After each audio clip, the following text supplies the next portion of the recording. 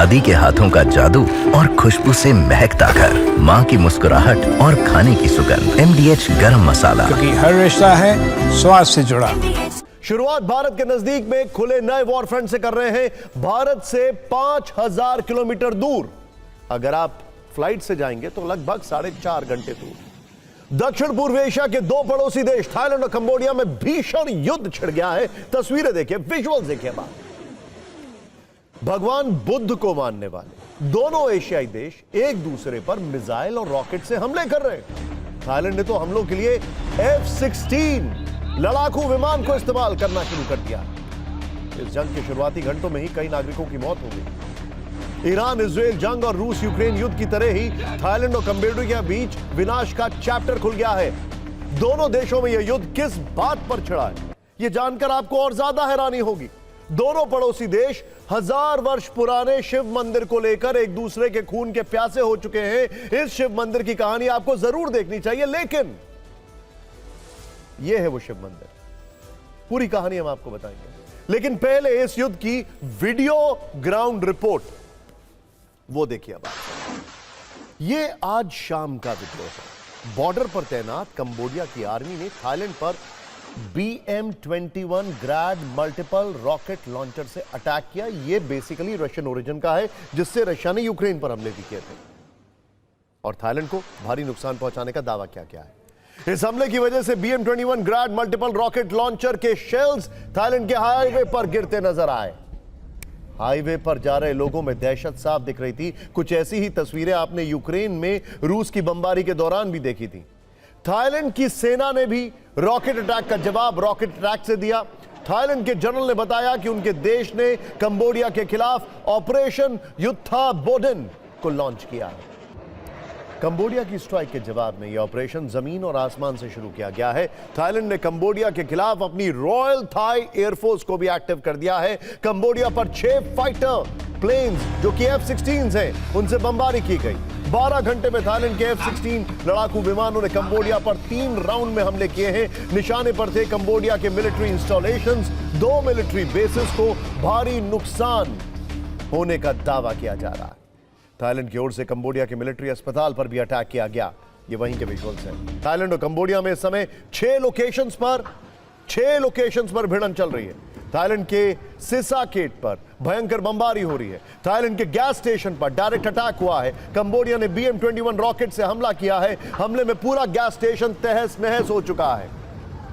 दोनों देशों ने एक दूसरे से राजनयिक संबंध बहुत कम कर लिए हैं। कंबोडिया ने थाईलैंड के राजदूत को वापस अपने देश भेज दिया है। थाईलैंड ने भी कंबोडिया पर बदले की कार्रवाई की है। कंबोडिया के पीएम ने संयुक्त राष्ट्र सुरक्षा परिषद यानी UN सिक्योरिटी काउंसिल से इमरजेंसी मीटिंग की मांग की है।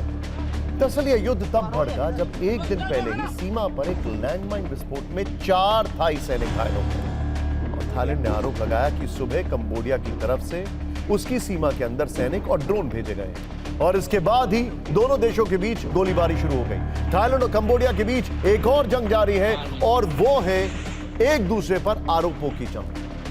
कंबोडिया के रक्षा मंत्रालय का कहना है कि गुरुवार सुबह 6:30 बजे संघर्ष शुरू हुआ। थाई सैनिकों ने पहले के समझौते का उल्लंघन किया, सीमा के पास स्थित एक हिंदू मंदिर की ओर बढ़त बनाई और उसके चारों ओर कटीरे तार लगा दिए।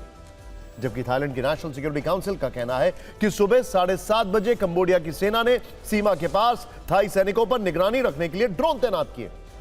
थोड़ी देर बाद RPG से लैस कंबोडिया के सैनिक बॉर्डर के पास जुटने लग गए। थाईलैंड के सैनिकों ने उनसे बातचीत की, लेकिन यह बातचीत नाकाम रही। कंबोडिया का कहना है कि थाईलैंड के सैनिकों ने लगभग 8:30 बजे हवाई फायरिंग शुरू कर दी। कंबोडिया के सैनिकों के पास आत्मरक्षा के अलावा विकल्प नहीं बाकी था। जबकि थाईलैंड का कहना है कि 8:20 पर कंबोडिया के सैनिकों ने गोलीबारी शुरू की, इसीलिए जवाब देना पड़ा। थाईलैंड ने कंबोडिया पर B-21 रॉकेट लॉन्चर और तोपखाने समेत भारी हथियारों से हमले का आरोप लगाया है। जवाब में कंबोडिया ने थाईलैंड पर हवाई हमले का आरोप लगाया है। दोनों देशों में अभी क्या हालात हैं, उस पर यह रिपोर्ट।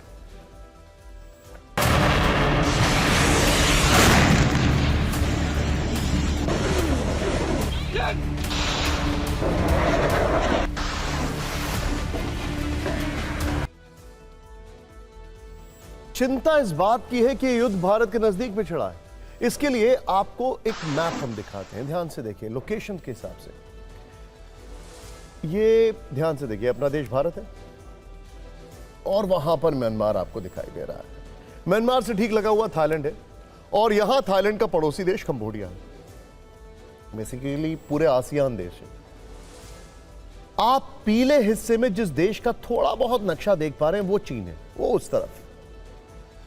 आप इस मैप से समझ गए होंगे कि यह युद्ध किस तरह से भारत के लिए फिक्र की बात है। थाईलैंड सैन्य शक्ति के मामले में कंबोडिया से काफी बड़ा है। थाईलैंड के पास 3,60,000 सैनिक हैं, कंबोडिया के पास 1,70,000 सैनिक हैं। कंबोडिया के पास ना तो आधुनिक जेट्स हैं, ना ही मजबूत सेना है और ना ही हाईटेक ड्रोन। लेकिन रूस यूक्रेन युद्ध से पूरी दुनिया को यह सबक मिला है कि युद्ध में नंबर्स होना ज्यादा मायने नहीं रखता। इस जंग को रुकवाने के लिए आसियान देश एक्शन में आ गए हैं। चीन भी हरकत में आ गया है और मध्यस्थता की पेशकश की है। मलेशिया के पीएम ने भी शांति बनाए रखने की अपील की। लेकिन देखिए, अब जानते हैं इस पूरे घटनाक्रम के ओरिजिन की बात करते हैं। ये शुरू क्यों हुआ और एकाएक क्या हो गया, या बहुत पहले से ये चल रहा है। मामला थोड़ा बहुत नहीं, 100 साल से भी ज्यादा पुराना है। हम आपको उस प्राचीन शिव मंदिर के बारे में बताते हैं जो 100 साल से भी ज्यादा पुराना विवाद की वजह बना हुआ है, जिसे लेकर थाईलैंड और कंबोडिया आपस में भिड़ते हैं। इस मंदिर का नाम प्रिय विहर है। इसको लेकर वर्षों से दोनों देशों में विवाद रहा है। इस शिव मंदिर पर कंबोडिया और थाईलैंड दोनों देश दावा करते रहे। कंबोडिया का दावा है कि मंदिर उस क्षेत्र में है, उसके क्षेत्र में है, जबकि थाईलैंड का तर्क है कि मंदिर के चारों ओर की जमीन उसकी है। आपको बता दें कि वर्ष 1962 में इंटरनेशनल कोर्ट ऑफ जस्टिस यानी ICJ ने मंदिर को कंबोडिया का हिस्सा बताया था। अब ये वहां से इशू बहुत ज्यादा स्नोबॉल करने लगा। थाईलैंड शुरू से ही मंदिर की 4.6 वर्ग किलोमीटर जमीन पर दावा करता रहा है। वर्ष 2008 में सीमा पर दोनों देशों की सेनाएं तैनात भी हुई। वर्ष 2008 से 2011 के बीच कई बार गोलीबारी हुई, बारूदी झड़पें हुई। सिर्फ 2 महीने पहले ही 2025 में भी विवादित सीमा क्षेत्र में गोलीबारी हुई थी। आज की बमबारी और एयर स्ट्राइक को उस हमले से जोड़कर देखा जा रहा है। यह एक ऐतिहासिक मंदिर है। 9वीं से 15वीं सदी तक एशिया में खमेर शासक थे। कहा जाता है कि भगवान शिव के सम्मान में इस मंदिर को खमेर शासकों ने ही बनवाया था। प्रिय विहर नाम का यह मंदिर कंबोडिया और थाईलैंड की सीमा पर। खमेर शासकों ने 6ठी शताब्दी तक चले लंबे शासन के दौरान 6 शताब्दी तक चले लंबे शासन के दौरान अनेक मंदिर बनवाए थे। इसीलिए इस मंदिर में अनेक वास्तु शैलियों का प्रभाव देखा जा सकता है। यह मंदिर एक पहाड़ी पर स्थित है जो कंबोडिया और थाईलैंड दोनों की सीमा में फैली है। विभिन्न कालखंडों में कभी कंबोडिया का तो कभी थाईलैंड का इस पहाड़ी पर कब्जा रहा है। कंबोडिया को 1953 में फ्रांस से आजादी मिली थी, जिसके बाद इस मंदिर पर दावेदारी को लेकर दोनों देशों के बीच विवाद शुरू हो गया। वर्ष 2008 में यूनेस्को ने इस मंदिर को विश्व धरोहर का दर्जा दिया था। कंबोडिया और थाईलैंड दोनों ही बौद्ध देश हैं। दोनों जगह करीब करीब 95% आबादी बौद्ध है। इस मंदिर में कोई पूजा अर्चना नहीं होती है। यह माना जाता है कि थाईलैंड के लोग इस मंदिर की मूर्तियों को उठा कर ले गए थे, इसीलिए आस्था से ज्यादा सीमा विवाद का मुद्दा है। वहीं कंबोडिया के लिए यह मुद्दा उसकी संस्कृति और इतिहास से जुड़ा है। भारत के धर्म और संस्कृति का प्रभाव समूचे दक्षिण पूर्व एशिया में बहुत गहरा है। थाईलैंड मूल के रूप से हिंदू राष्ट्र था। इसके लिए हिंदू धर्म का थाई राज परिवार पर सदियों से गहरा प्रभाव। थाईलैंड के राजा को वहां के निवासी भगवान विष्णु का अवतार मानते हैं। इंटरेस्टिंग बात क्या है कि अगर यह मंदिर को क्लेम किया जा रहा है तो इससे टूरिज्म जुड़ा, और टूरिज्म इनके लिए एक बहुत बड़ा व्यवसाय है। तो पूरा मामला क्या है और डिटेल में समझते हैं अपने एक्सपर्ट से।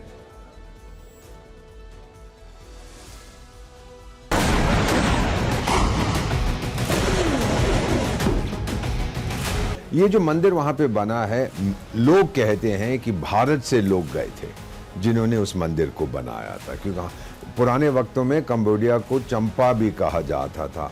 अब ये जो टेम्पल था प्रिय विहार, इसके बारे में भी उन्होंने लिखा है। तो ये जो मंदिर था बनाया हमने था, ये था कंबोडिया के अंदर। थाईलैंड बोला नहीं ये मेरा है, ये फ्रांसीसियों ने गलती से आपको दिया।